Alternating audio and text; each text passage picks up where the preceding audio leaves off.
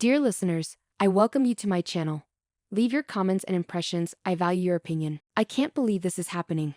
The sharp click of the handcuffs locking around my wrists echoes through the chilly basement, breaking through my disbelief. The cold metal bites into my skin as I yank against them, the radiator unyielding behind me. Seriously, Dan, it's just for a bit of fun. We'll be right back.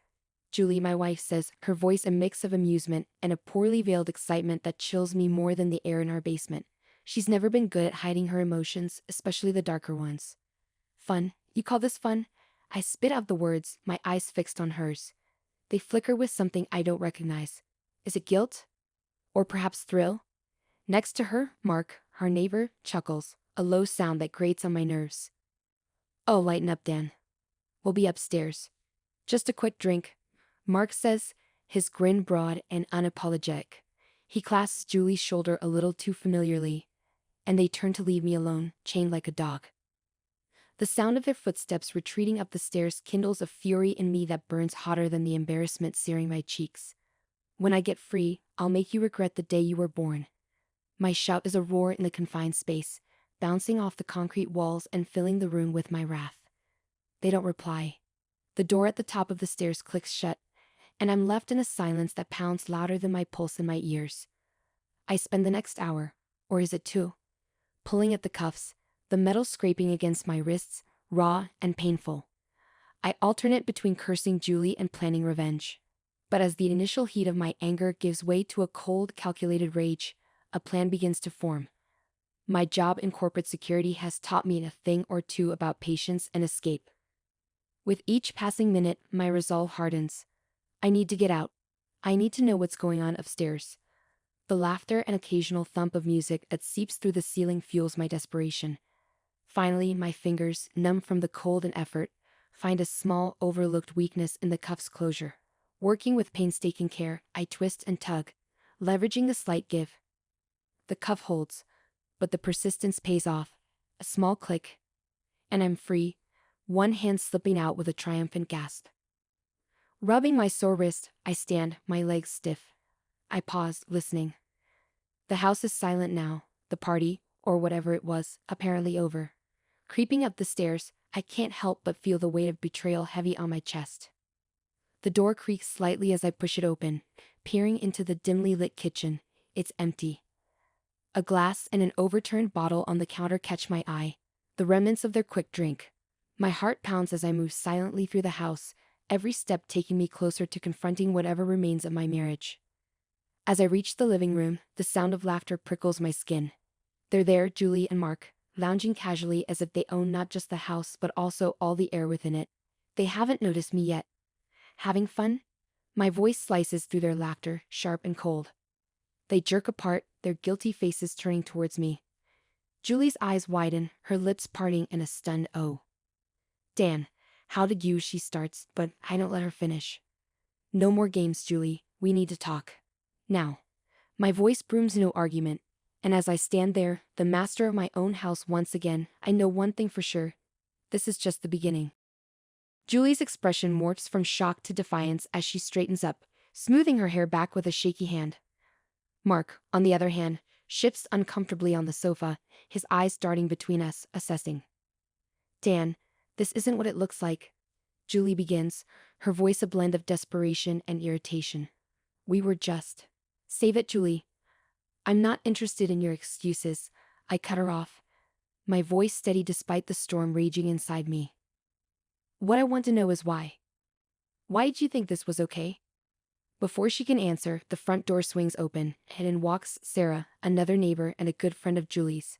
Her arrival is like a gust of fresh air, or maybe a new player in a game whose rules I'm still trying to understand. Hey everyone. I thought I heard. Oh Dan, you're free. Sarah stops mid-sentence, her cheerful greeting faltering as she takes in the tense atmosphere. Her eyes flick from the handcuffs still dangling from one wrist to Julie's flustered face. Sarah, maybe you should, Julie starts, but Sarah holds up a hand, her brow furrowing as she steps fully into the room. No, Julie. What's going on here? Dan, why are you handcuffed? Her concern is genuine, but it's the curiosity burning behind her gaze that tells me she's not leaving without answers. It was supposed to be a joke.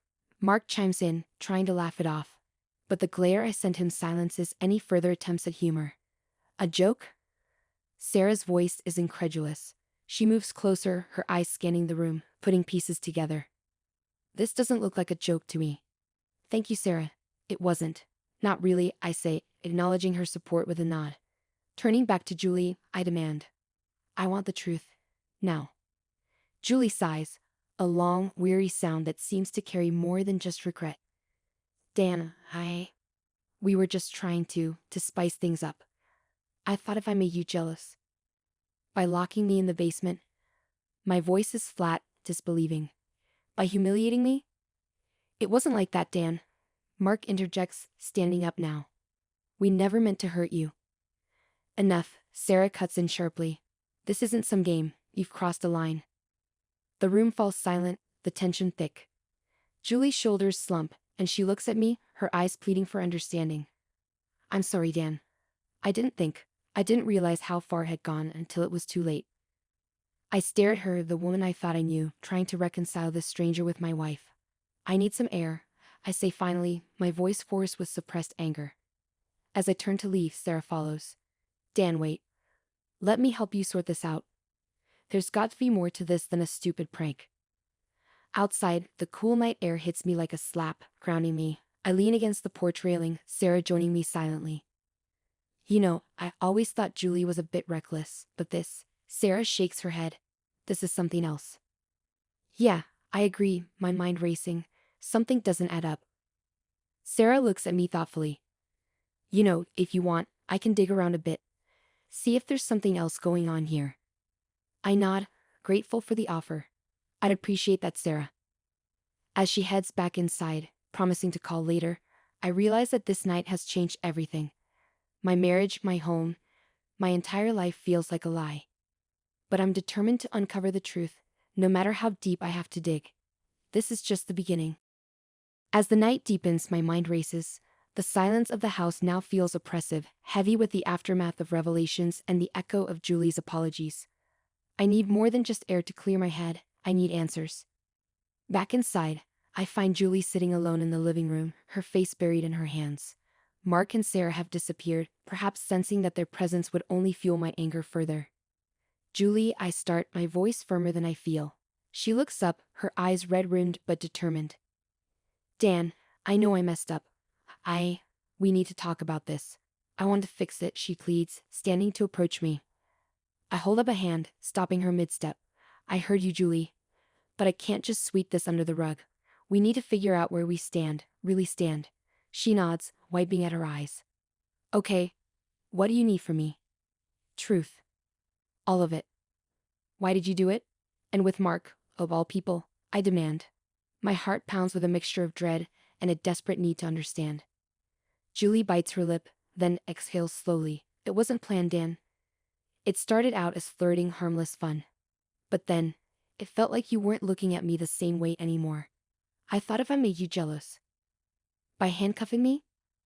I interrupt, incredulous. It was Mark's idea, she admits, her voice a whisper. He thought it would be funny, a way to, I don't know, shake things up. Shake things up, I echo hollowly. And you agreed to this, to handcuff your husband to a radiator? What were you thinking? I don't know, she admits, shaking her head. I wasn't thinking, it was stupid, I see that now. Before I can reply, the doorbell rings, slicing through the tense atmosphere. Julie jumps, startled, and I head to the door, my mind still swirling with betrayal and confusion. I open the door to find Detective Lisa Grant on my porch, her expression serious. Evening, Dan. We need to talk. May I come in? A detective? Julie murmurs from behind me, her confusion mirroring mine. Yes, please, come in, I say, stepping aside to let her enter. Detective Grant nods at Julie before turning back to me. I'm here because we received a call about a disturbance here tonight. Given the nature of the complaint, we need to ask some questions. Julie's face drains of color. Disturbance? But it was just a joke, I heard. Grant cuts in, not unkindly but firmly. However, handcuffing someone against their will isn't something we take lightly. I exchange a look with Julie, her fear now palpable. I want to cooperate, Detective. What do you need to know? I ask. Grant takes out her notebook. Let's start with how this evening went down. As I recount the events, Julie interjects occasionally, her voice trembling. After taking down everything, Grant closes her notebook. I'll be honest, she says, looking at both of us. This isn't just a simple domestic dispute. Handcuffing someone against their will can be considered unlawful restraint. It's serious. Julie's hands cover her mouth, tears starting afresh. I just didn't think, she stammers. Detective Grant stands, her demeanor softening slightly. I suggest you both get legal advice. We might need to follow up, but for tonight, I've heard enough to start with. As the detective leaves, the door closing behind her adds a finality that resonates through the silent house. Julie looks at me, a mix of regret and fear in her eyes. Dan, please I'm so sorry. I nod, the weight of the night's revelations heavy on my shoulders. We'll talk more tomorrow. For now, I need to think. As I head upstairs, leaving Julie alone with her guilt, the house feels bigger, emptier than ever. But my resolve is clear. I need to uncover every lie, every secret. This is far from over. Morning breaks with a reluctant sun pushing through gray clouds. The house is silent, as if holding its breath. Today, I need answers more than I need air. I sit across from Julie at the kitchen table. Her eyes are puffy from crying, her usual vibrant self now just a shadow. Dan, before you say anything, Julie starts, her voice steadier than I expect. I need to tell you something important. Something I should have told you a long time ago. I lean back, arms crossed. I'm listening. Julie takes a deep breath. It wasn't just about making you jealous, or a stupid prank. There's more. I've been feeling like we're drifting apart for a long time and I started seeing someone else. The confession isn't a shock, but it stings. Who? I managed to ask, though part of me isn't sure I want to know. It's not just someone from the neighborhood, Dan. It's Mark. But it's not what you think, she rushes to explain. We weren't having an affair in the traditional sense. We've been working together. Working together? I echo, confused. Yes, on a project. Mark's company, they were interested in buying out your firm. It's a big deal, and Mark approached me a few months ago. He thought I could help sway you. I stare at her, the pieces of a puzzle I didn't know I was assembling falling into place. So, the handcuffs, the jealousy, was that all just to get me to sell? Julie shakes her head, frantic. No, that was all Mark's idea.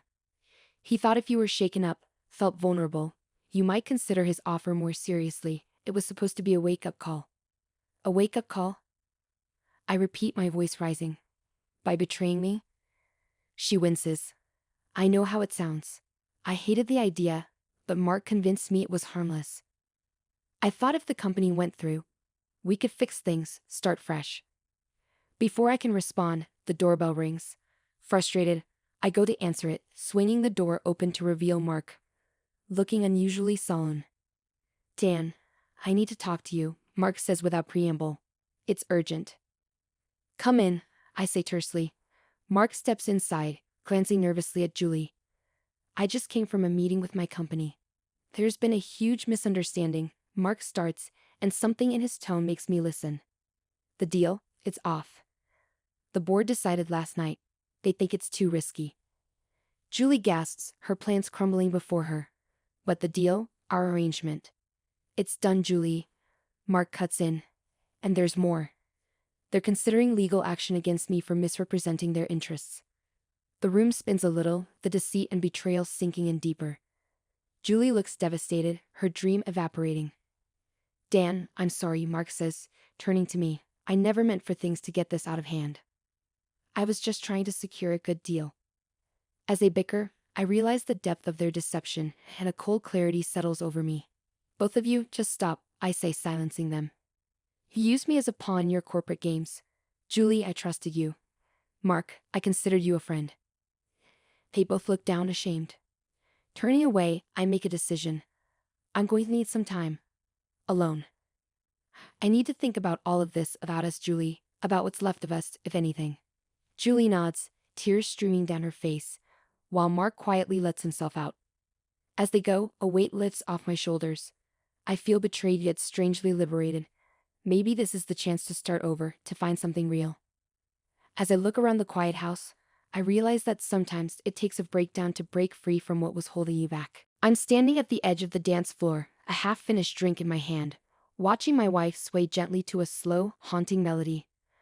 The dim lights cast long shadows across her face, enhancing the soft smile that plays on her lips. She looks beautiful, ethereal almost, but not alone.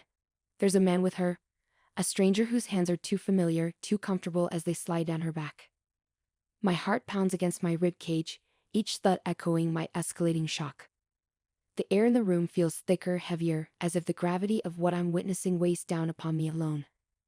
My grip tightens around my glass, the sharp edge biting into my palm, a physical anchor to this surreal moment. He leans in, whispering something that makes her laugh.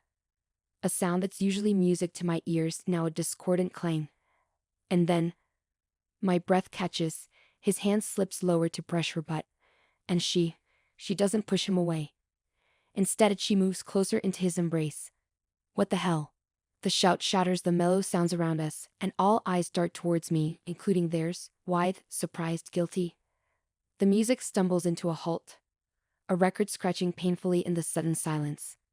Before I know it, I'm moving, my feet carrying me across the room with a mind of their own. My vision tunnels. All I see is him, his hand on her, and the world tilts a bit as I reach them. The slap of my hand against his face sounds like thunder, a sharp crack that marks the storm breaking. He stumbles back, hand flying to his cheek, eyes wide, not just in pain, but in confusion. Who the? She's my wife. I throw the words at him like they're weapons, sharp and designed to wound.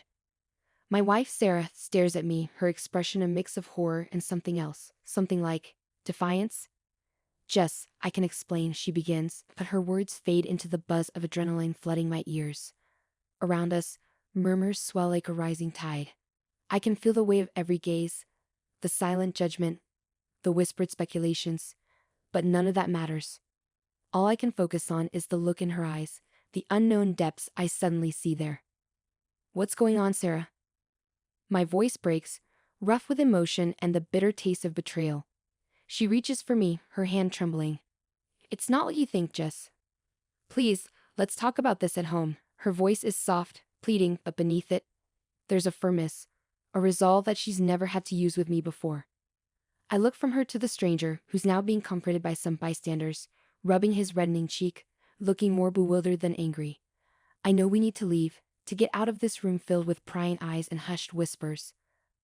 I nod stiffly, and she slips her hand into mine, her touch tentative.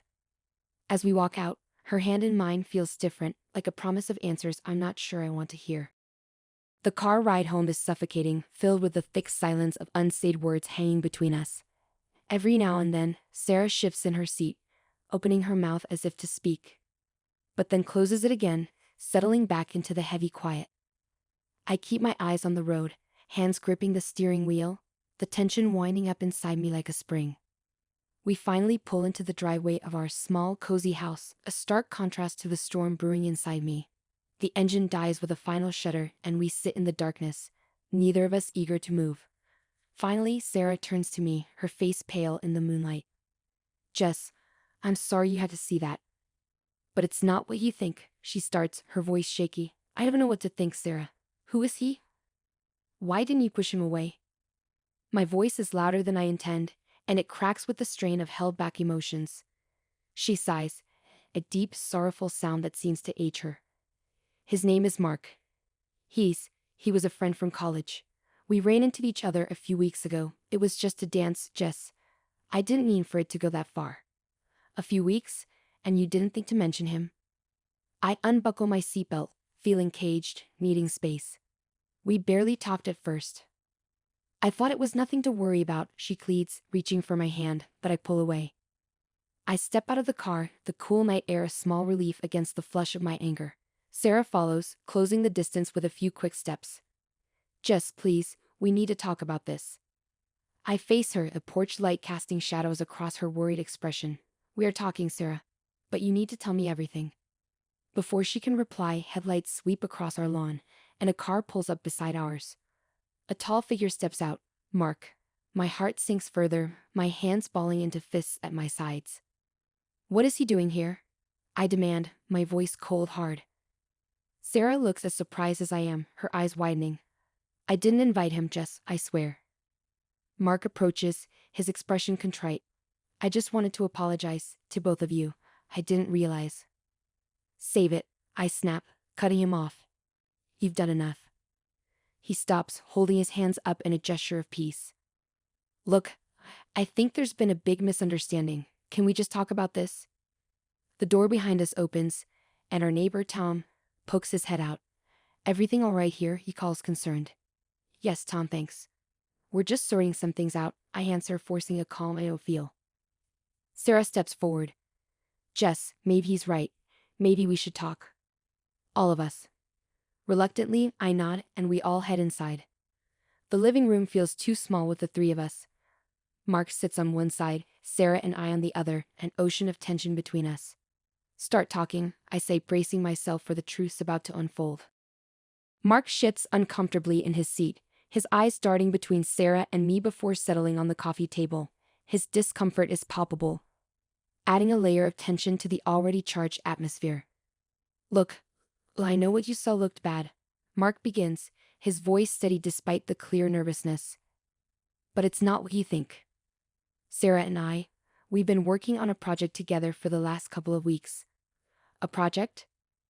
I interject sharply, my skepticism evident. And that involves dancing intimately? It was a stupid mistake, Sarah jumps in, her tone pleading for understanding. The project has been stressful and we had a moment of poor judgment. I stare at her, the woman I thought I knew inside and out, now a puzzle with missing pieces. What kind of project has you meeting in secret and not telling me about it? Sarah glances at Mark, who nods slightly as if giving her the go-ahead to explain. She takes a deep breath. It's a startup idea we've been developing. It could be big, Jess, but we needed to make sure it was viable before telling anyone. I lean back, processing her words. And you couldn't tell me? We wanted to, but we had to keep it under wraps until we were sure it would work, Mark adds. The dance was a celebration. We'd just secured our first investor. It meant we were really onto something. I look between them, the anger simmering down as I begin to see the whole picture. But it doesn't sit right. So why show up tonight, Mark, if you knew how it looked? I didn't want my mistake to ruin what Sarah and I have built. Not just the project, but her marriage too. Mark says earnestly, I owe you both an apology. The room falls silent as his words hang in the air. I can see the sincerity in his posture, the regret painted clearly across his face. It's a lot to take in. Sarah reaches for my hand again, her touch tentative. Jess, I should have been upfront with you from the start. I'm sorry. I let out a slow breath, the weight of the night beginning to crush me. I just need some time to think. We can leave the project, Jess, if that's what you want, Sarah offers, her voice breaking with the gravity of her suggestion. I shake my head slowly. No. I don't want you to give up on your dreams because of this, but I do need honesty from both of you from now on. They both nod, relief momentarily lightening the room. I stand up, needing to put some distance between myself and the situation to think clearly. Let's talk more tomorrow, I suggest. For now, I think it's best if we all get some rest. Mark rises, his apology lingering as he heads for the door. Sarah stays seated, watching me with eyes full of remorse and hope. As the door closes behind Mark, the silence returns, stretching out before us like the road to healing. Tomorrow, the conversation would continue, but tonight, I needed solitude to sift through the remnants of trust and betrayal. The next morning, I wake up to the sun peeking through the curtains, a stark contrast to the dark turmoil of last night. Sarah is already up, I can hear her in the kitchen, the clinking of dishes a tentative peace offering. I dress slowly, my thoughts a tangled mess, before joining her.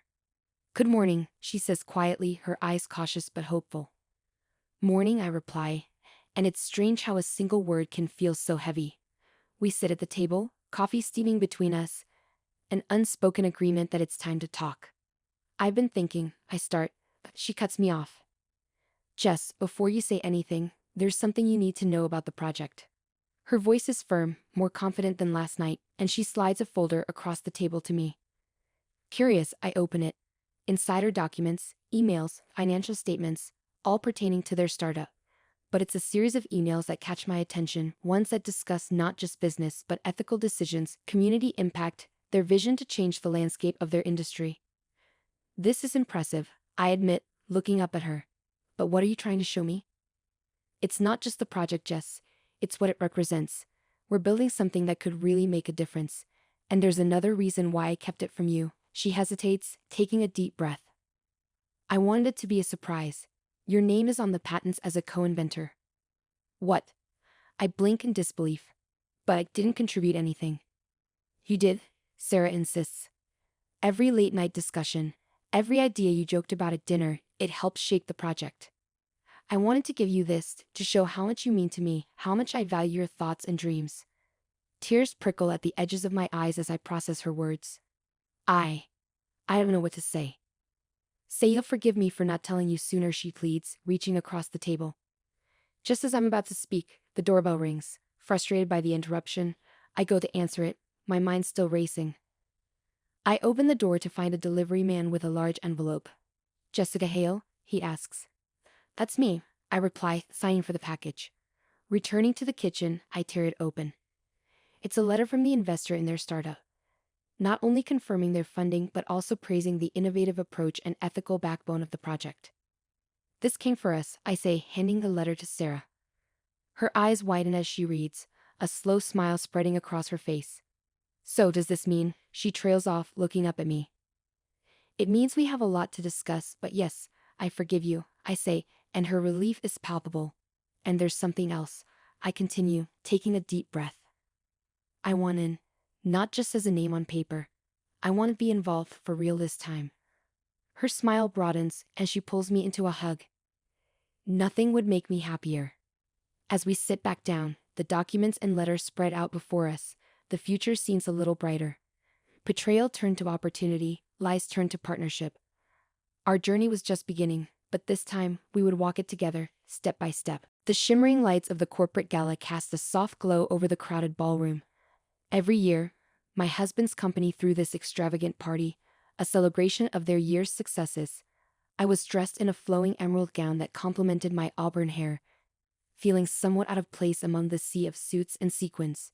It was supposed to be an evening of celebration, but for me, it was an evening of dread.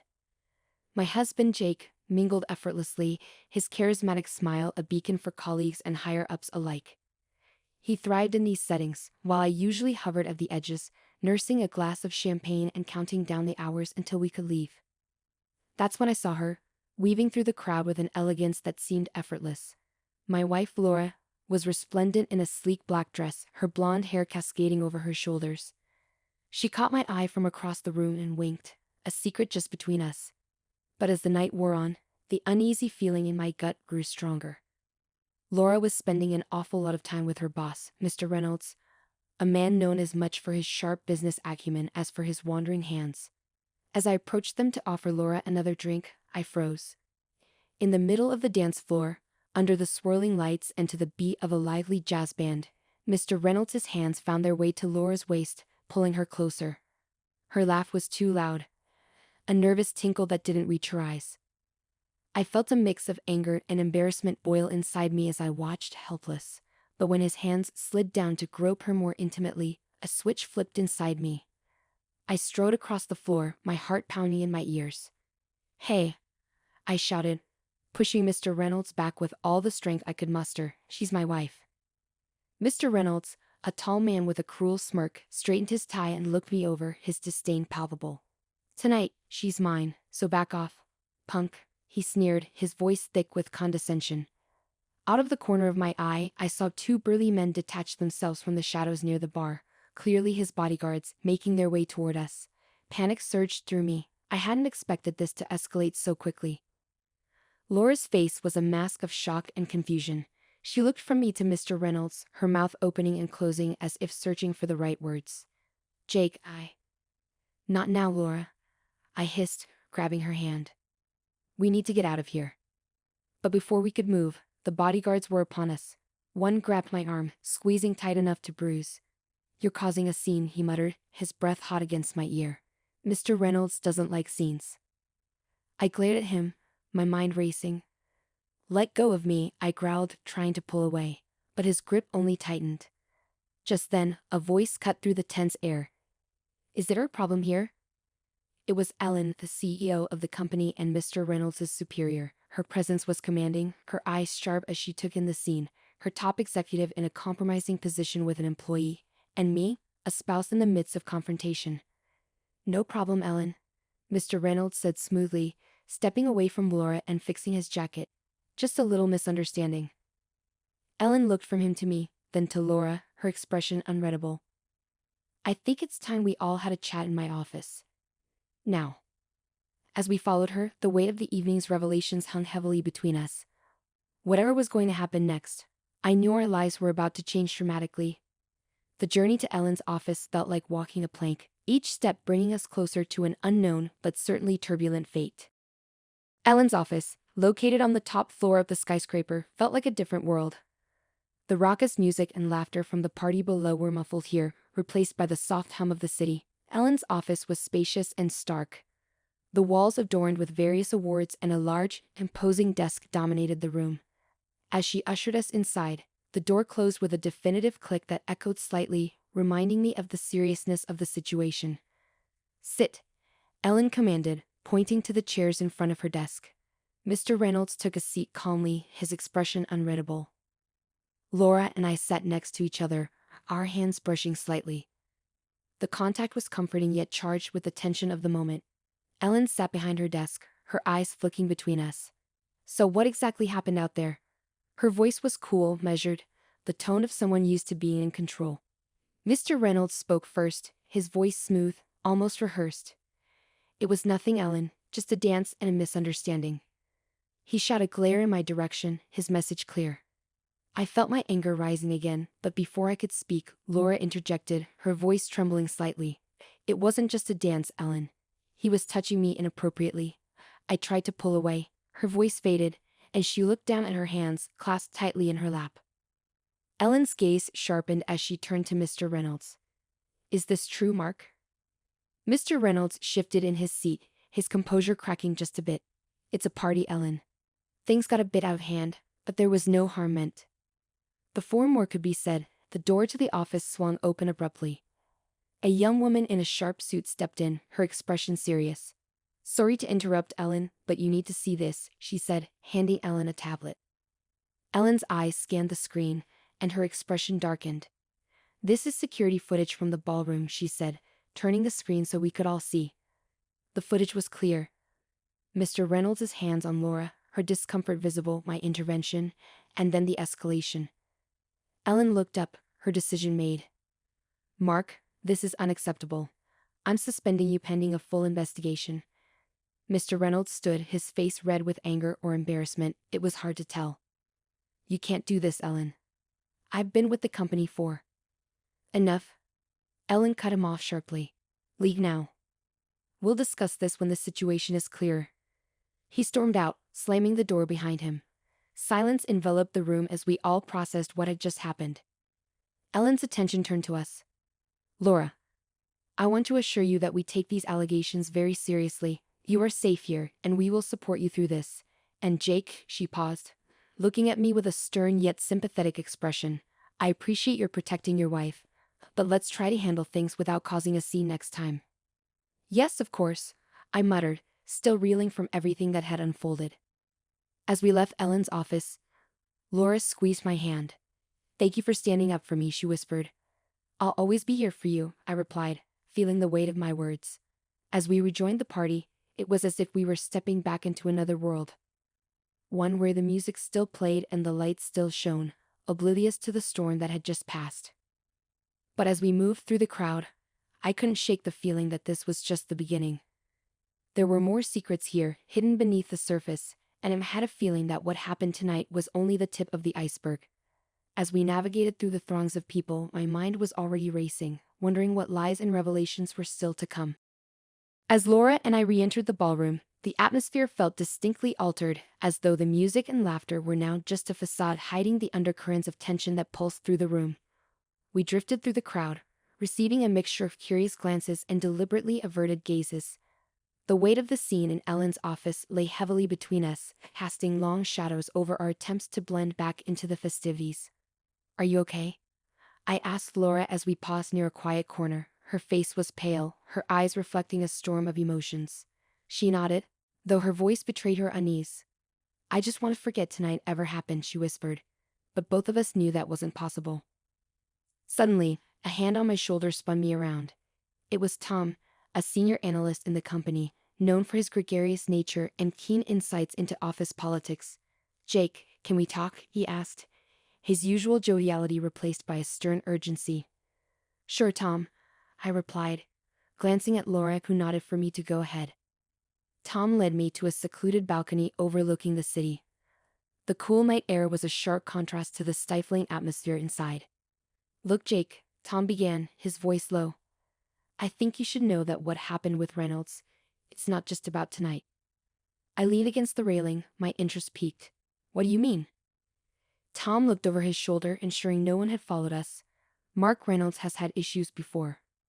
Rumors, whispers about how he treats some of the staff, especially women. But he's been protected, you know? High-up connections, valuable to the company." My fists clenched at my sides. Why hasn't anything been done? "It's complicated," Tom sighed. "He brings in big accounts, and some people are willing to look the other way for that kind of success. But after tonight, things might change." "Thanks, Tom. I appreciate you telling me this." My mind raced with this new information.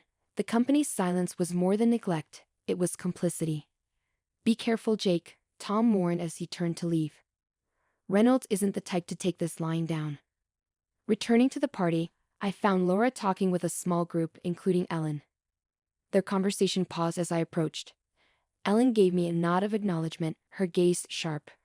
"Jake, Laura, if you need to leave early, I'd understand." "We might just do that," I replied, feeling the exhaustion of the evening setting in. Laura and I excused ourselves shortly thereafter. The drive home was quiet, each of us lost in our own thoughts. As we entered our house, the silence felt like a refuge. In the living room, Laura finally spoke, her voice filled with a mix of frustration and relief. "I hate that it had to happen like this, but maybe now there'll be a change." "Yeah," I agreed, sitting beside her on the couch. "But Tom said Reynolds has gotten away with it before. If the company has been covering for him." Laura's eyes met mine, fierce and determined. "Then we'll have to make sure they can't cover it up any longer. Ellen seems on our side, at least." "We'll need more than Ellen if things get ugly," I said, considering the potential fallout. Laura took my hand, her grip strong. "We'll handle it together. We're in this now, for better or worse." As we sat there, united in our resolve, I realized that this was just the beginning. We had exposed something rotten tonight, and the path ahead would likely be fraught with challenges. But looking at Laura, her resilience in the face of adversity, I felt a surge of protectiveness and purpose. Together, we would face whatever came next, ready to fight for justice and integrity. The night had started as a simple corporate party, but it had sparked a battle we were now bound to see through to the end. In the weeks following the corporate party, the atmosphere at the company shifted dramatically. The investigation into Mr. Reynolds' conduct was swift, thanks largely to Ellen's unwavering commitment to transparency. However, Laura and I soon realized that our battle was only just beginning. One chilly Thursday morning, as I was sipping my coffee and scrolling through emails, Laura approached me with a furrowed brow. "Jake, you need to see this," she said, handing me her phone. There, displayed on the screen, was an anonymous email she'd received. It read, "Drop the charges against Reynolds, or the truth about what really happened with your first wife will come out." I felt my stomach drop. My first marriage, one fraught with secrets and mistakes, had ended painfully and privately. How someone knew enough to use it against us was chilling. Laura looked at me, her eyes filled with concern but not judgment. "We need to figure out who sent this," she declared, her voice steady. Determined to get to the bottom of this, we sought help from a security expert at the company, Diane, who agreed to trace the origin of the email. Her efforts led us to a startling discovery: it was sent from within the company network. Armed with this information, Laura and I confronted Ellen. We found her in her office, her expression grim as she listened to our concerns. "I had feared something like this might happen," Ellen confessed. "Reynolds has been blackmailing members of the board for years. It seems he's not the only one with secrets." "But who sent the email?" I pressed, needing to know who else was threatening my family. Ellen paused, then sighed heavily. "It was Diane, the security expert you trusted. She's been working for Reynolds longer than anyone knew." He had something on her too. The revelation hit like a ton of bricks. Betrayal within our supposed allies stung sharply, but it also cleared the path for what needed to be done next. "We need to go to the police," Laura stated, her resolve clear. "This goes deeper than just corporate misconduct." Ellen nodded in agreement. "I'll handle Diane and ensure she doesn't flee before they arrive." As we prepared to leave Ellen's office, my phone buzzed with another email notification. Bracing myself for another threat, I opened it, but instead found a message from an unknown sender that read, "Reynolds is planning to escape. Details attached." Attached was a flight itinerary for Reynolds leaving the country that night. Without hesitation, Laura and I raced to the airport, contacting the authorities as we went. They met us there, just in time to see Reynolds being escorted out of the first-class lounge in handcuffs. He looked at us, fury and defeat warring in his eyes. As the police led him away, Laura squeezed my hand. "It's over," she whispered. We returned to a company in recovery but strengthened by its trials. Ellen stepped down, choosing to retire and leave the company to fresher faces with less tarnished legacies. Laura and I were offered her position, a joint offer that we accepted. Together, we vowed to rebuild the company's culture from the ground up, focusing on transparency and integrity. Reflecting on everything as we sat in our new office, overlooking the city, Laura turned to me. "You know, in all this mess, I found something irreplaceable, as stronger together." I smiled, my heart full despite the chaos we'd endured. "For better or for worse," I replied, recalling our promise. Together indeed. And so our story concluded not with the end of our struggles, but with the beginning of our most significant venture yet. A commitment to lead with honesty and to protect each other no matter what secrets the future held. It's funny, the moments you remember right before your life takes a sharp left turn into chaos. I was standing in the kitchen, leaning against the marble countertop, a glass of Chardonnay in my hand. The sun was setting, casting a warm golden glow through the floor-to-ceiling windows. It should have been a perfect evening. My fool decided to install hidden cameras. I laughed, swirling the wine in my glass. The sound of my own voice seemed to bounce off the walls, a mockery hidden in plain sight. But my security service quickly detected and disabled them. Across from me, Daniel, my not-so-secret affair, smirked, his eyes flickering with a mix of amusement and something darker. "He really thought he could keep tabs on you while he's away on business? What an idiot." I nodded, my heart beating a rhythmic dance of thrill and fear. I can just imagine how angry he must be, knowing he can't watch his own house. Daniel stepped closer, his presence enveloping the space. "Well, he's not here, is he? We have the house all to ourselves," he said, his voice dropping to a husky whisper. As he leaned in, the faint smell of his cologne mixed with the scent of impending dusk. Our lips were inches apart when the doorbell rang, slicing through the moment with the sharpness of a well-aimed dagger. We froze, our eyes locking in a silent question. No one was supposed to come by tonight. Reluctantly, I set my wine down and moved towards the door, my pulse quickening with each step. Peering through the peephole, my breath caught. No one was there. Turning back to Daniel, I shrugged off the unease that began to settle in my chest. "It must have been the wind or some kids playing a prank," I said, trying to believe my own words. Daniel didn't look convinced, but he let it go, pulling me back into his arms. "Forget it. Tonight is about us." And for a few hours it was. We lost ourselves in each other, the world outside fading to a distant hum. It wasn't until the early hours of the morning, when the sharp ring of my phone pierced the silence, that reality came crashing back. Groggy and disoriented, I fumbled for the phone on the nightstand. The screen lit up with an unknown number, and I answered with a cautious, "Hello." The voice on the other end was cold and mechanical. "Is this Mrs. Adler?" "Yes, who is this?" "There's been an accident. It's about Mr. Daniel Myers.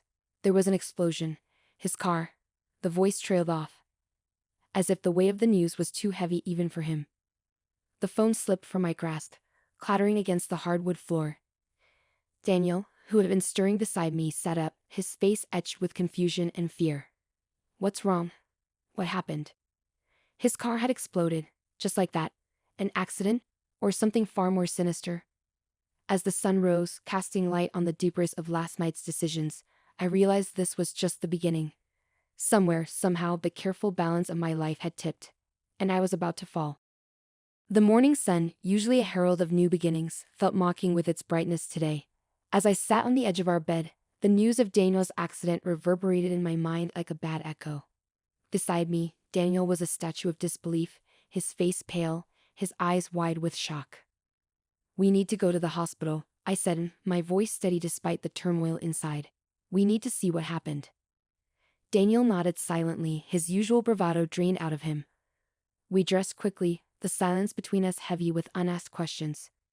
As I pulled on my jacket, my phone buzzed with a call from Detective Laura Benson.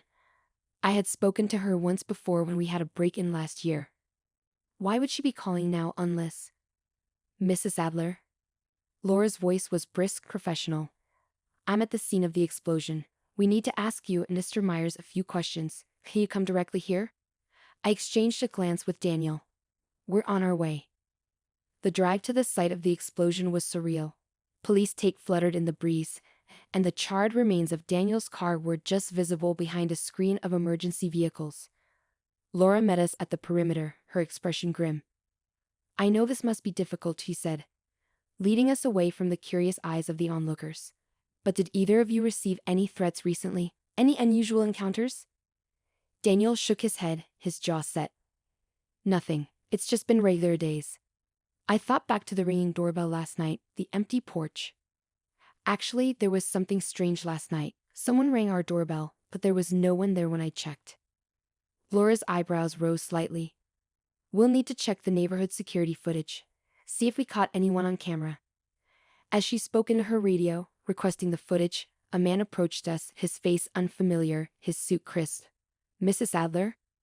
I'm Marcus Flynn, Daniel's attorney. I'm terribly sorry about the incident, but we need to discuss some legal matters." "Now?" I snapped, incredulity lacing my voice. He nodded apologetically. "It's quite urgent, regarding his will and some recent amendments he made." Daniel looked at Marcus, then at me, confusion written all over him. "Amendments? What are you talking about? We haven't made any changes recently." Marcus' eyes flickered with something I couldn't read before returning to a professional blankness. "Let's discuss this in private," he suggested. Laura excused herself to oversee the investigation, leaving us with Marcus, who led us to his nearby office. Once inside, he handed Daniel a document. "Here," he said. "See for yourself." Daniel skimmed through the pages, his face turning from confusion to shock. I didn't authorize this. This isn't right." "What's not right?" I asked, peering over his shoulder. "It says here that I changed my beneficiary last week. From you to," he paused, his voice barely a whisper, "to my sister Clara." "That's impossible," I said, a cold shiver running down my spine. "Why would you do that?" "I didn't." Daniel's voice rose, tinged with desperation. "I swear I didn't." Marcus regarded us both, his face unreadable. "These documents are legally binding, signed and notarized. If you didn't authorize this, then we have a serious problem." As we left his office, the weight of the morning's revelations pressed down on me. Who would do this? Why? And most importantly, how deep did this deception go? The day was far from over, and I had a feeling that the answers we sought were only going to lead us deeper into a web of lies and danger. As we drove away from Marcus Flynn's office, the silence in the car was stifling. Daniel kept glancing at the forged document, his brow furrowed in confusion and anger. "This doesn't make any sense. Why would Clara be involved in this?" I gripped the steering wheel tighter, navigating through the traffic while my mind raced. "We need to talk to her. Confront her about this." Daniel nodded, pulling out his phone. "I'm calling her now." But after several attempts, it was clear she wasn't going to answer. "Straight to voicemail," he muttered, frustration edging his voice. We decided to head directly to Clara's house, a quaint Victorian on the outskirts of town. As we approached, the quiet of the neighborhood seemed to amplify our own turmoil. The house itself looked deserted, the curtains drawn, no car in the driveway. "Looks like she's not home," I observed, a knot of anxiety forming in my stomach. "Let's wait," Daniel insisted, his jaw set. We parked across the street, watching the house for any signs of life. After what seemed like an eternity, a car turned into the driveway. Clara stepped out, her face drawn and pale. As soon as she saw us, her eyes widened in surprise. Or was it guilt? Daniel didn't wait for her to come to us. He stormed across the street, document in hand. "Clara, what the hell is going on?" Clara backed away, her hands raised defensively. Daniel, I can explain. I followed closely behind, my heart pounding. You better start talking. Now. Inside her living room, Clara finally broke down. I didn't want to do it, Danny, I swear. But they said it was the only way to save you. Save me? From what? Daniel's voice was incredulous. By forging my signature and changing my will? Clara sobbed, her body shaking. It's not just the will. There's more. They have something against you, something big. They threatened to use it if I didn't help them. Who's they? I demanded, stepping closer. She wiped her eyes, looking up at us with fear. I can't tell you. They're dangerous. But they're watching, always watching. The room chilled with her words. Daniel and I exchanged a glance, the same question mirrored in our eyes. What had Daniel gotten himself into? Suddenly, a loud crash came from the back of the house. We all jumped, turning towards the sound. Stay here, I whispered to Clara, as Daniel and I cautiously made our way towards the noise. The back door was ajar, swinging gently in the breeze. I peeked outside but saw no one. Just as we were about to turn back, a shadow darted across the garden. Without thinking, I chased after it, Daniel close behind. The intruder was quick, but I was quicker. I tackled him to the ground, struggling to keep him pinned. Daniel caught up and helped me restrain him. Who are you? What do you want? I demanded, breathless from the exertion. The man laughed, his voice cold and mocking. You're in way over your heads. You should have stayed out of it. Before we could question him further, the sound of sirens approached. I looked up to see police cars pulling up. Detective Laura Benson stepped out, her expression severe. What's going on here? She asked, assessing the scene. We caught him lurking around. Daniel explained, nodding towards the intruder. Laura nodded, motioning to her officers to take him away. We'll handle it from here. You two better come with me, we need to sort this out. As we followed her to the police car, the reality of our situation settled in. We were tangled in a web that was much larger and more dangerous than either of us had imagined. And now, there was no turning back. Detective Laura Benson led us through the precinct's buzzing hallways to an interrogation room. The stark, fluorescent lighting felt harsh after the day's tumultuous events. She gestured to the cold metal chairs. Please sit. This might take a while. Daniel and I exchanged worried glances but obeyed. The detective's face was a mask of professionalism as she laid out the folder she brought with her. We've been monitoring this situation for a while. Laura began, her eyes sharp. The man you caught? His name is Alex Mercer. He's been involved in an extensive blackmail and fraud ring targeting affluent individuals. My mind raced. Blackmail? Is that what this is about? Yes, Laura confirmed, flipping open the folder to reveal photos and documents, including images of Daniel and Clara. Surveillance photos that seemed to cover the last few months. Your husband wasn't just a random target. This is personal. Daniel leaned forward, his frustration evident. But why me? What do they want? Laura hesitated, then handed him a photograph. It showed Daniel at a high-stakes poker game, something he had always kept as a private hobby. This isn't just any game, Mr. Myers. It's illegal, high-risk, and it's run by a very dangerous group. We believe they used this to trap you. Daniel blanched, looking from the photo to me. I had no idea it was that serious. I reached for his hand, trying to process the revelations. And the will? How does Clara fit into this? Laura sighed. They forced your sister-in-law to cooperate by threatening to expose Daniel's activities to the authorities. They made her change the will to disrupt your lives further, sow discord. So, they thought they could control me by threatening to put me in jail? Daniel's voice was bitter. Precisely, Laura replied. But they didn't anticipate her coming clean to you, nor did they expect you to catch one of their operatives. There was a knock on the door, and another officer entered, whispering something to Laura that made her nod vigorously. It seems we've got a break. Your actions today led us to a warehouse where we found substantial evidence linking Mercer and his associates to numerous crimes. This goes much deeper than we thought. Relief washed over me, mingled with disbelief. So what happens now? Now. Laura stood, signaling the end of the meeting. Now we take down the rest of them, thanks to you both. And don't worry, we'll keep you protected. As we left the precinct, The sun was setting, casting long shadows that seemed less menacing now. At home, the doorbell rang. I tensed. Memories of the last unexpected ring still fresh. But it was only a delivery, flowers, with a note from Clara. I'm sorry for everything. Thank you for understanding. Clara. I placed the bouquet on the table, the petals bright against the dimming light. What do you think? I asked Daniel, who was watching me with a cautious hope. I think it's finally over, he said, pulling me close. Or at least, this chapter is.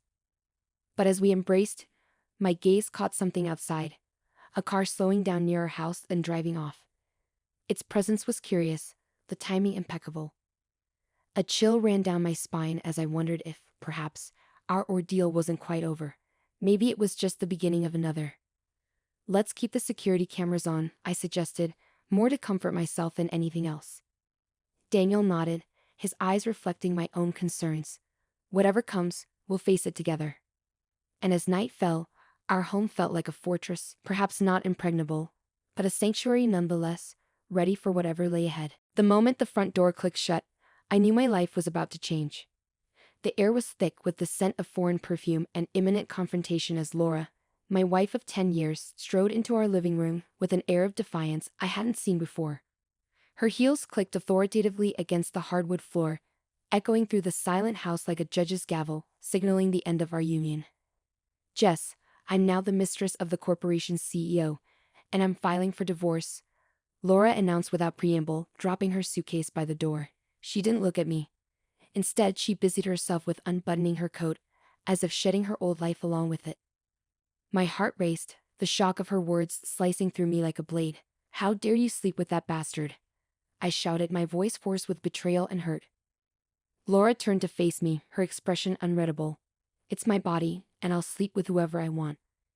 If I want, even with the entire football team, it's none of your concern. Her words were cold, a stark contrast to the woman I thought I knew. The living room seemed to shrink, the walls closing in as the gravity of her declaration settled over me. For a moment, I stood frozen, watching the stranger before me. But as she turned away, something inside me snapped. A mix of fury, pain, and a fierce desire for retribution. I won't let you ruin me, I hissed, my mind racing with thoughts of revenge. Laura paused, a slight falter in her otherwise steady demeanor as she glanced back at me. Oh, Jess, she said, a smirk playing on her lips. You think you can hurt me? I'm already 10 steps ahead of you. As she sauntered toward the bedroom to presumably pack more of her belongings, I knew that any plea or protest was useless. She was already gone, long before she had uttered those devastating words. But I wasn't about to let her destroy everything we had built without a fight. I grabbed my phone, my hands trembling as I dialed. Mark, I need to see you, I said when my best friend picked up. His voice was a lifeline in the storm that was now my life. Jess. What's wrong? You sound. It's Laura. I'll explain everything. Can you meet me at the Rusty Spoon? I need to figure out what to do next. Of course, I'll be there in 10. Hanging up, I looked around the home Laura and I had shared. Every picture, every piece of furniture screamed of broken promises. As I left to meet Mark, my mind worked furiously, plotting my next steps, my revenge. This was war, and I was not going down without a fight. The city lights blurred past as I drove, each one a reminder of the life I was about to dismantle piece by piece. Laura wanted freedom. She would have it, but at a cost she hadn't anticipated. As the cool night air brushed against my face through the car window, I felt a grim determination settle within me. This was just the beginning. The Rusty Spoon was dimly lit, its usual buzz muted by the late hour. Mark was already there, seated in our favorite booth at the back, a concerned frown marring his usually jovial face. I slid into the booth, the worn leather creaking under my weight, and Mark reached out, covering my hand with his in a comforting gesture. Jess, what's going on? You sounded terrible on the phone, he said, his voice low and urgent. I took a deep breath, the story tumbling out in a rush. Laura's leaving me for her boss, no less. She's even talking about divorce. The words tasted bitter, their reality harsh against my tongue. Mark's eyes widened, anger flaring in them briefly before he masked it with a nod. I'm sorry, Jess. That's rough. So what's your plan? I'm not just going to roll over and let her trample me. I need something big. Something to shake her up, Make her realize she can't just discard me like yesterday's news. A calculating look crossed Mark's face. You're talking about revenge. Exactly. I leaned forward, my voice dropping to a whisper. But I need help. I need information. Something I can use. Mark drummed his fingers on the table thinking. Then he leaned in, his expression serious. I might know someone who can help. An old college buddy, Leo. He's into tech, cybersecurity and stuff. If there's dirt to be found, Leo can dig it up. My heart skipped a beat. Can you contact him? I can, Mark replied, already pulling out his phone.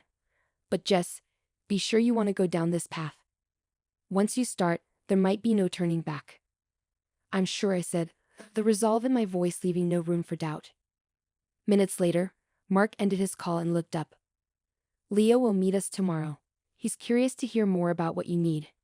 Gratitude washed over me. Thank you, Mark. I knew I could count on you. We spent the next hour strategizing, discussing everything from potential legal ramifications to the personal consequences of our actions. By the time we left the diner, the plan was in place, and my resolve had hardened into something fierce and unyielding. The next day, Mark and I met Leo at a quiet cafe. He was a compact man with sharp eyes and a scrutinizing gaze. After brief introductions, I laid out everything. Leo listened intently, his fingers tapping a rhythmic beat on the table.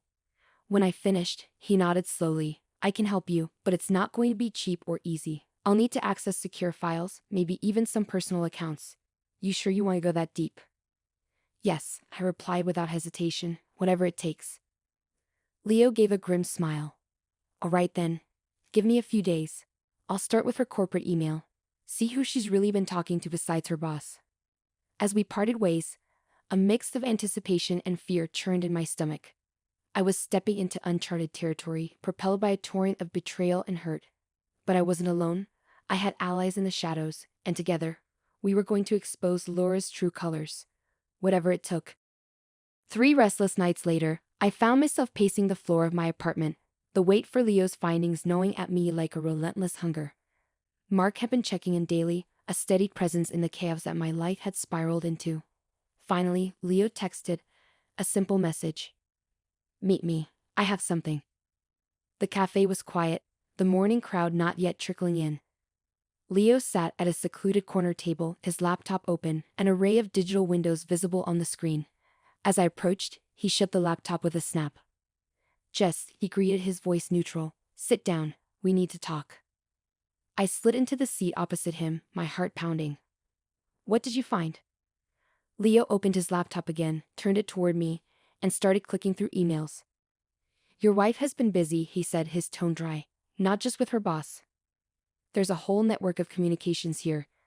Some of it's encrypted, but I got through. The screen filled with email snippets, names of people I didn't recognize, and dates and times. My eyes skimmed the content, catching on a few key phrases that made my blood run cold. Secret meetings, hidden accounts, promises of a future. There's more, Leo continued. She's planning something big. Looks like a move to Europe, and not just for a vacation. They're setting up a new life there. With him? I asked, my voice barely a whisper. With him, Leo confirmed. And they're funneling money into offshore accounts. See here, he pointed at a series of transactions. It's clever, disguised as business expenses, but it's personal, very personal. I felt a mix of vindication and horror. Can we use this? Legally, I mean. Leo shrugged. It's a gray area. You could possibly use it in your divorce proceedings, but let's just say I wasn't exactly on the guest list when I accessed these. Mark, who had just arrived, leaned over my shoulder to glance at the screen. Jess, this is dynamite, he murmured. But it's also dangerous. You sure you want to go public with this? Before I could answer, my phone buzzed. It was Laura, probably calling to check if I had received the divorce papers yet. Ignoring the call, I looked up at Leo and Mark, determination settling in my chest. I want to confront her first, face to face. See if she has the decency to tell me the truth when she sees what I know. Mark frowned. That could be risky, Jess. Risky or not, I need to do this, I said, the decision firm in my mind. Leo, can you print out everything? I need hard copies. Sure thing, Leo nodded, already tapping on his laptop. We planned to meet again later that day, after I confronted Laura. I left the cafe with the copies in a plain manila envelope, my steps firm, my purpose clear. This was no longer just about revenge. It was about reclaiming my life, my dignity. The drive home was a blur, my mind racing with scenarios of how the confrontation would unfold. When I arrived, Laura's car was in the driveway. She was home, perhaps a sign that this was meant to happen now. I found her in the kitchen, calmly sipping coffee. She looked up, surprise flickering across her face as she saw my expression. "Jess, what's wrong?" "We need to talk," I said, holding up the envelope. "It's about your future plans, the ones your aunt told me about." Her eyes narrowed, a flash of fear, or was it guilt, passing through them. This was it, the moment of truth, and I was ready. Laura stared at the envelope in my hand, her mask of indifference cracking. The kitchen, once a place of shared laughter and intimate dinners, now felt like the cold setting of our final showdown. "What's that?" Laura's voice trembled slightly, a hint of uncertainty flickering in her eyes. "It's the truth, Laura.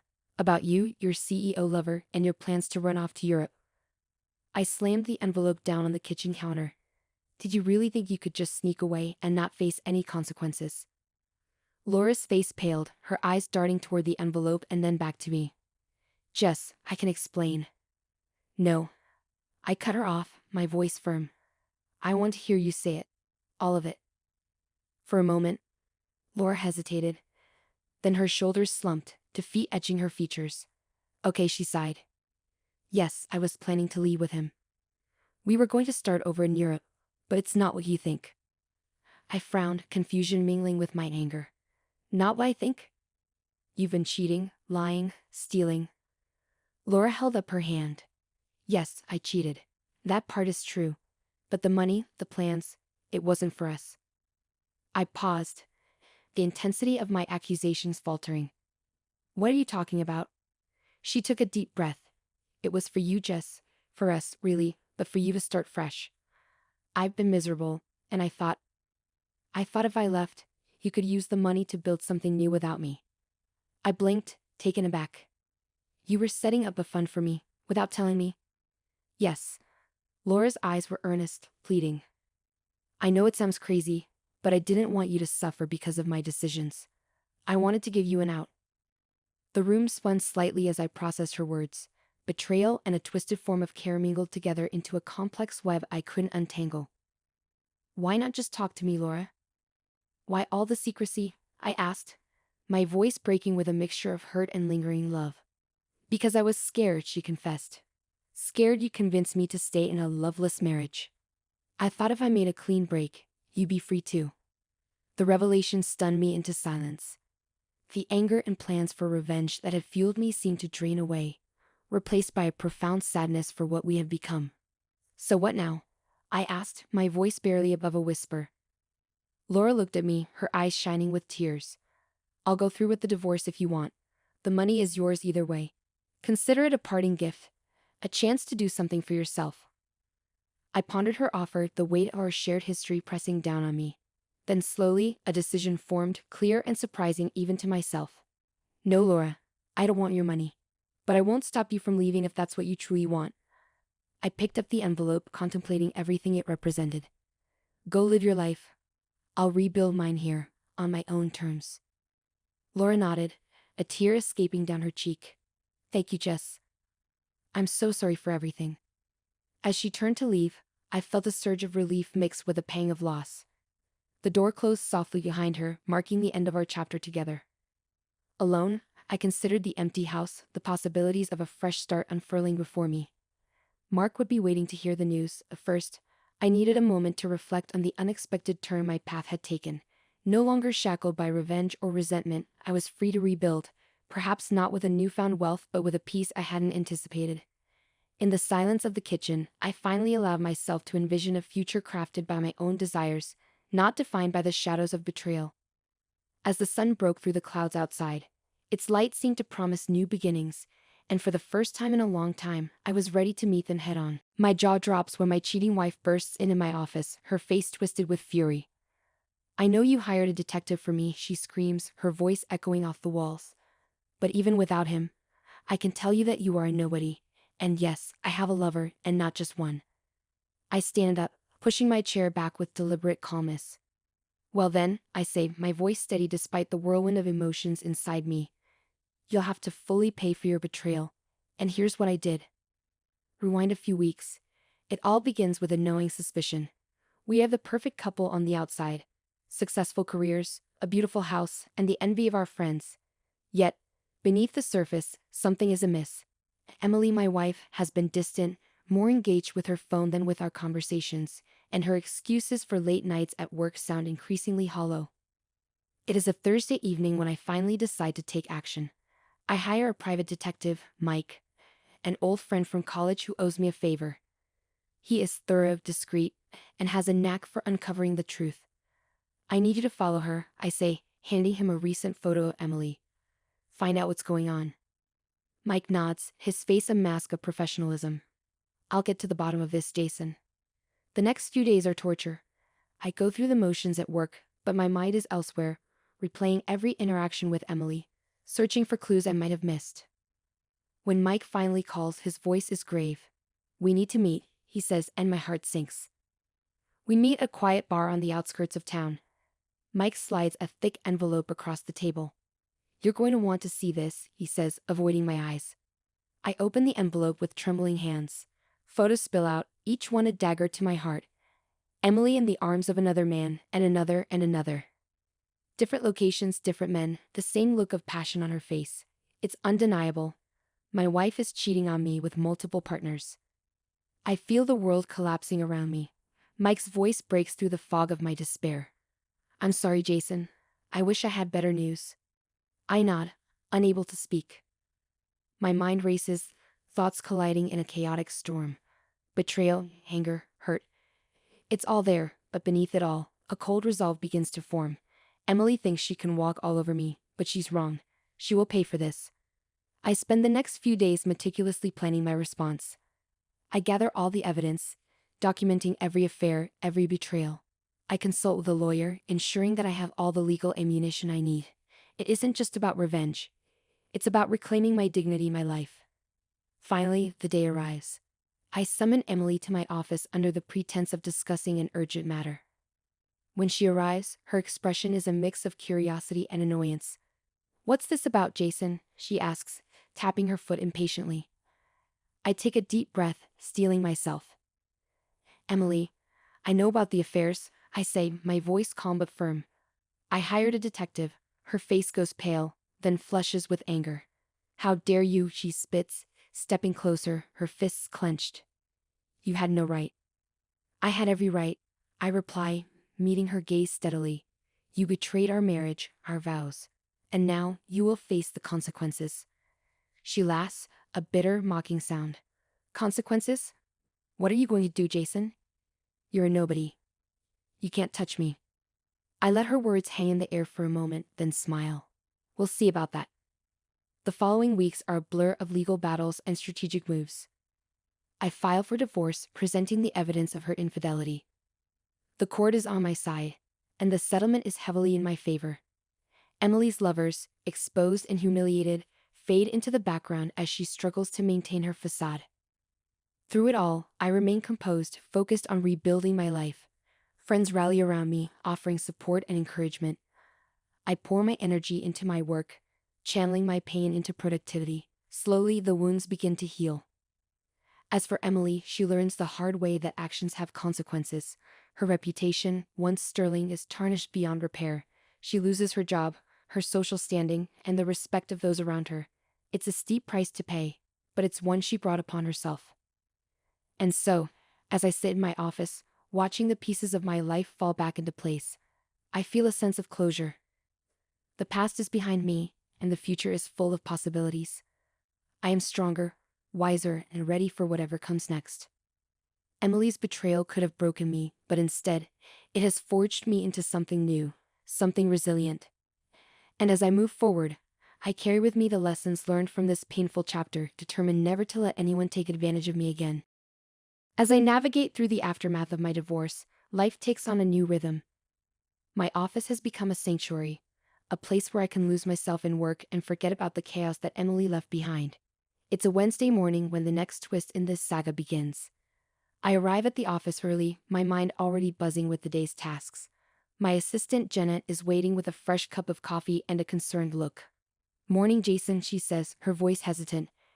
"There's someone here to see you." "Who is it?" I ask, taking the coffee and savoring the first sip. "A woman. She says it's urgent. She wouldn't give her name, but she looks distressed." I frown, curiosity piqued. "Send her in." A moment later, a tall, striking woman enters my office. Her auburn hair is pulled back into a neat ponytail, and her green eyes are filled with a mix of fear and determination. She closes the door behind her and stands there for a moment, as if gathering her thoughts. "Can I help you?" I ask, gesturing for her to sit. She takes a seat, her posture tense.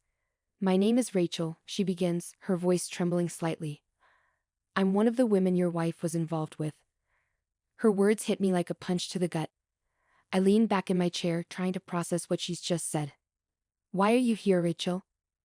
"I need your help," she says, leaning forward, her eyes pleading. "Emily, she didn't just have affairs, she manipulated us, used us. And now, she's threatening to ruin my life." I raise an eyebrow, skepticism creeping in. "Why would she do that? What could she possibly gain?" Rachel takes a deep breath, her hands clenching into fists. "Emily isn't who you think she is. She's dangerous. She has something on me, something that could destroy my career, my family. I thought I could handle it on my own, but I can't. I need your help to stop her." The room falls silent as I consider her words. I had thought the worst was over, that Emily's betrayal was a closed chapter. But now, it seems there's more to the story.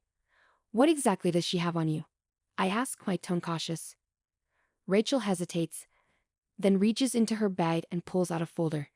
She hands it to me, and I open it to find a series of emails and photos. They paint a damning picture, one that could indeed ruin a person's life. "Why would Emily do this?" I ask, looking up at her. "Control," Rachel says simply. "She thrives on it. She has dirt on all her lovers, and she uses it to keep us in line. But I'm done being her puppet. I want to fight back." I nod slowly, the pieces starting to fit together. "All right, Rachel. I'll help you, but we need to be smart about this. Emily is cunning, and we can't afford any mistakes." Over the next few days, Rachel and I form an unlikely alliance. She introduces me to two other women, Sarah and Jessica, who share similar stories of manipulation and control. Together, we start to piece together a plan to expose Emily's true nature. One evening, we gather at my house to discuss our next move. "We need more evidence," Sarah says, her voice steady. "Something that will leave no doubt about what she's been doing." "I agree," Jessica adds. "But how do we get it?" "Emily is careful. She covers her tracks well." Rachel looks at me, her eyes filled with determination. "Jason, you know her better than anyone. Do you have any idea where she might keep this kind of information?" I think back to our years together, the moments when Emily seemed more secretive than usual. "She has a storage unit," I say slowly. "She always insisted on handling it herself. I never thought much of it, but now, it's worth a shot." Rachel says, a glimmer of hope in her eyes. "Do you know where it is?" "I do," I reply. "But we'll need to be careful. If she suspects anything, she'll destroy the evidence." The next day, we put our plan into action. Rachel and I head to the storage facility, armed with the spare key I found in Emily's things. We arrive just before closing time, hoping to avoid any unwanted attention. As we step inside the dimly lit unit, my heart races. The space is cluttered with boxes and old furniture, but Rachel heads straight for a locked cabinet in the corner. "This is it," she says, her voice barely a whisper. I take out the key and unlock the cabinet, revealing a stack of files and a laptop. "This has to be it," I say, feeling a surge of triumph. "Let's get out of here before anyone sees us." Back at my house, we sift through the files and access the laptop. What we find is shocking. Detailed records of Emily's affairs, blackmail material on her lovers, and plans to extort money from various influential people. "We have enough to take her down," Rachel says, her voice shaking with emotion. This is the end of her reign of terror. But as we celebrate our discovery, my phone buzzes with a text message. It's from Emily. "I know what you're doing. Stop now, or you'll regret it." A chill runs down my spine as I read the message aloud. She knows, I say, looking at Rachel. We need to move fast. We spend the night preparing our next move, contacting lawyers, and arranging meetings with the other victims. The following day, we present our evidence to the authorities, ensuring that Emily's web of deceit will be exposed. As the legal process unfolds, Emily's world begins to crumble. She is arrested and charged with multiple counts of blackmail, fraud, and extortion. The media catches wind of the scandal, and soon, her name is plastered across headlines, her reputation in tatters. Throughout it all, I remain focused on the future. With Emily out of the picture, I can finally move on with my life. Rachel, Sarah, and Jessica become unexpected allies, their strength and resilience inspiring me to rebuild and look forward. In the end, Emily's betrayal doesn't define me. It's a part of my past, a painful chapter that has made me stronger and more determined than ever. And as I step into the next phase of my life, I do so with a sense of hope and the knowledge that I can overcome anything. The media frenzy around Emily's arrest is overwhelming. Reporters camp outside my house, eager for a glimpse of the man at the center of the scandal. I stay inside, watching the chaos unfold on the news. Rachel, Sarah, and Jessica come over frequently, providing support and helping to navigate the constant barrage of questions and legal proceedings.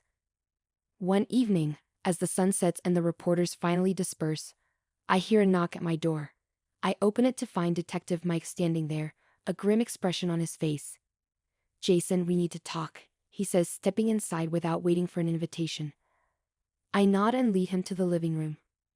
"What's going on, Mike?" He sits down, running a hand through his hair. "I've been going through the evidence we found in Emily's storage unit. There's something you need to see." He hands me a folder, and I open it to find more documents, financial records, emails, and notes in Emily's handwriting. My heart sinks as I realize what I'm looking at. This can't be right," I stammer. "She was planning something even bigger?" Mike nods, his expression grave. "It seems Emily was involved in a much larger scheme. She wasn't just blackmailing her lovers. She was working with a network of people, using them to gain access to sensitive information and money.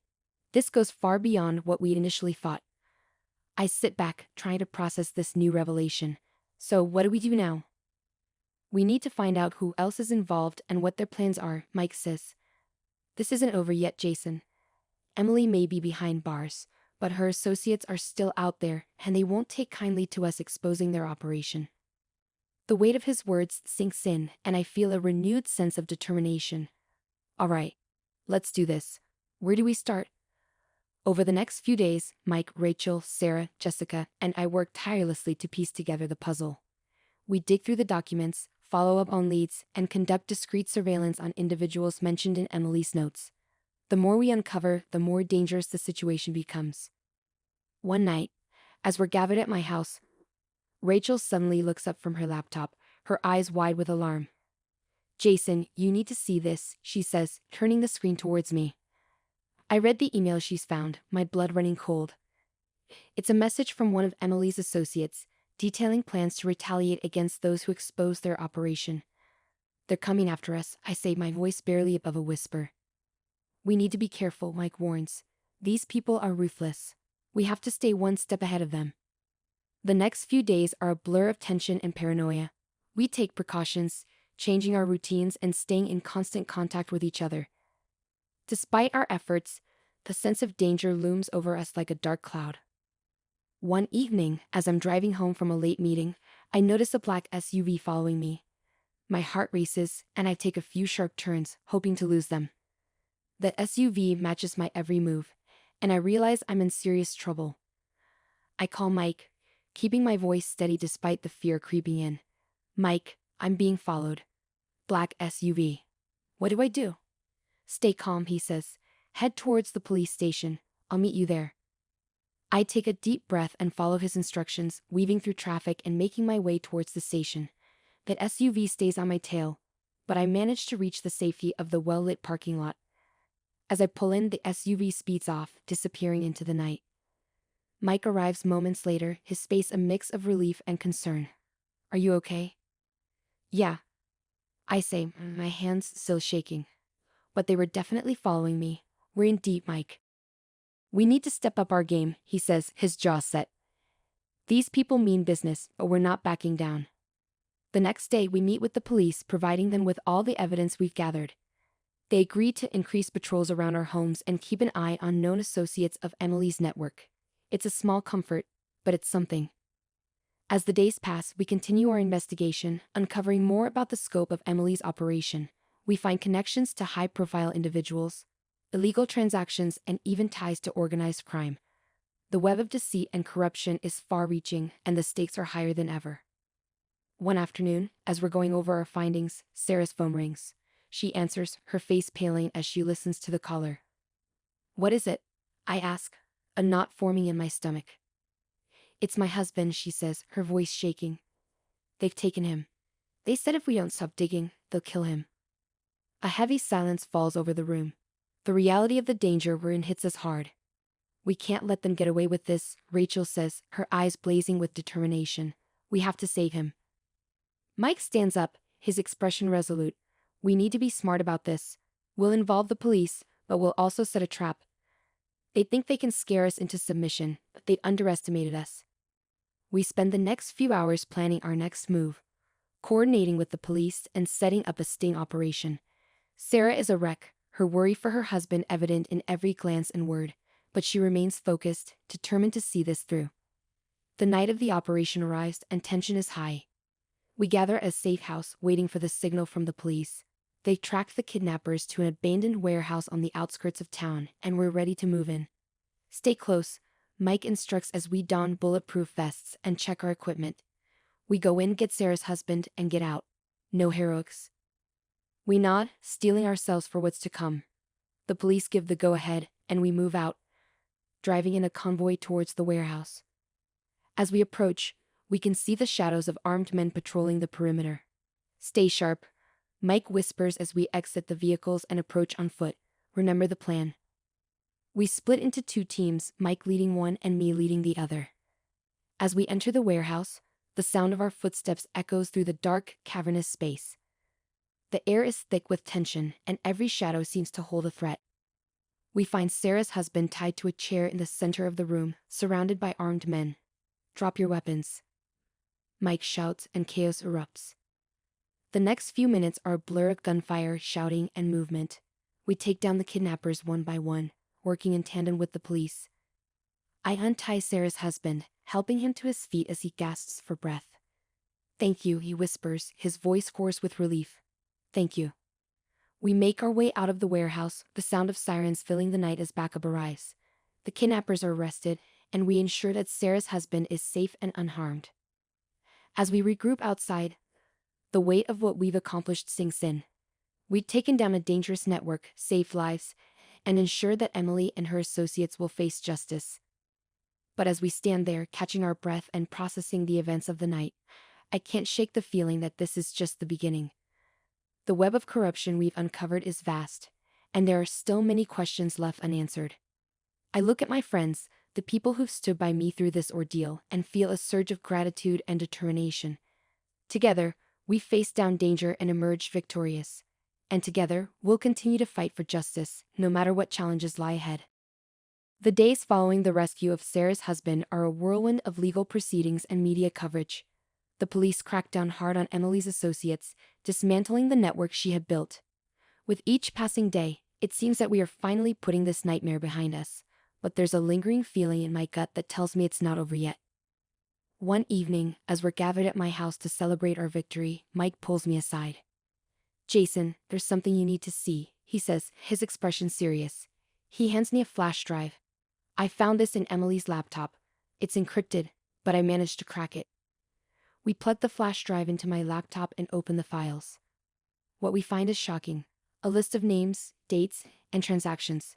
It's a ledger detailing bribes and payoffs to various officials and influential people. At the bottom of the list is a name that makes my blood run cold, my own. "What the hell is this?" I mutter, scrolling through the document. "Why is my name on this list?" "I don't know," Mike says, his voice low. "But we need to find out." This could be the key to unraveling the entire operation. As we delve deeper into the files, we uncover a series of emails between Emily and someone named the benefactor. The emails are cryptic, discussing plans and operations in vague terms, but it's clear that the benefactor is the mastermind behind everything. Who is this benefactor? Rachel asks, leaning over my shoulder to read the emails. Do you think he's still out there? I don't know, I reply, feeling a knot of dread forming in my stomach. But we need to find him before he finds us. The next day, we regroup at Mike's office to strategize. We need to flush him out, Mike says, pacing back and forth. If we can find a way to lure him into the open, we can take him down once and for all. Maybe we can use the ledger, Sarah suggests. If we leak it to the right people, the benefactor might try to silence us. It's risky, Jessica says, her brow furrowed. But it might be our best shot. We spend the next few days carefully leaking the ledger to select journalists and officials, ensuring that the information spreads without exposing us directly. The media frenzy reignites, and the public outcry is immediate. Names are named, and people start to distance themselves from the scandal. Then one night, I receive a call from an unknown number. I answer it, my heart pounding. Hello. Jason, a voice says, calm and composed. We need to talk. Meet me at the old factory on the outskirts of town. Come alone. The line goes dead before I can respond. I recognize the voice. It's the benefactor. I immediately call Mike, filling him in on the call. I'm coming with you, he says firmly. We'll set up a perimeter and make sure you're safe. That night, I drive to the old factory, my mind racing with possibilities. The place is abandoned, a relic of the past, and it's eerily quiet as I step out of my car. I walk towards the entrance, my eyes scanning the shadows for any sign of movement. Inside, the factory is a maze of rusted machinery and broken windows. I navigate through the debris, my footsteps echoing in the empty space. Finally, I reach the center of the factory, where a lone figure stands waiting. Jason, the figure says, stepping into the light. It's a man, tall and imposing with a cold, calculating gaze. I've been expecting you. Who are you? I ask, my voice steady despite the fear gnawing at me. You can call me the benefactor, he replies, a faint smile playing on his lips. I must admit, I'm impressed. You've managed to dismantle my operation quite effectively. Why involve me? I demand. Why put my name on that list? The benefactor chuckles softly. You were the perfect patsy, Jason, a respectable businessman with no criminal ties. It made it all the more believable when your name surfaced. But you've proven to be more resourceful than I anticipated. What do you want? I ask, my patience wearing thin. I want to make a deal, he says, his tone turning serious. I have resources, connections. Together, we could rebuild what you've torn down. Imagine the power, the influence. You'd be untouchable. I stare at him, disbelief and anger surging through me. You think I'd join you? After everything you've done? The benefactor's smile fades, replaced by a look of cold determination. I'm offering you a way out, Jason. Refuse, and you'll spend the rest of your life looking over your shoulder. Before I can respond, a shot rings out, echoing through the factory. The benefactor crumples to the ground, clutching his shoulder. I turn to see Mike emerging from the shadows, his gun trained on the benefactor. It's over, Mike says, stepping forward. The police are on their way. The benefactor glares at us, his expression twisted with rage. You fools. This is far from over. You have no idea what you're dealing with. As the police arrive and take the benefactor into custody, I feel a mixture of relief and uncertainty. The mastermind is caught, but his words linger in my mind. What if he's right? What if this is just the beginning? The next few days are a blur of debriefings and media interviews. The benefactor's network is dismantled, and his associates are arrested, but there's a sense of unease that I can't shake. One evening, as I'm sitting in my living room, the doorbell rings. I open the door to find Rachel, Sarah, and Jessica standing there, smiles on their faces. We did it, Jason, Rachel says, hugging me tightly. We brought them down. I nod, feeling a surge of gratitude and pride. We did it together. I couldn't have done this without you. As we sit down to celebrate, I feel a sense of closure. The nightmare is finally over, and we can move on with our lives. But there's one last surprise waiting for us. As we raise our glasses to toast our victory, my phone buzzes with a new message. I glance at the screen, my heart skipping a beat. Congratulations, the message reads. You've won this round. But the game is far from over. The benefactor. I show the message to my friends. A chill running down my spine. The benefactor may be behind bars, but his reach extends far beyond. We've won the battle, but the war is just beginning. As we sit in silence, contemplating the future, I realize that our fight is far from over. With the strength and resilience we've shown, I know we're ready for whatever comes next. Together, we faced down danger and emerged victorious. And together, we'll continue to fight for justice, no matter what challenges lie ahead. The story isn't over, it's just beginning.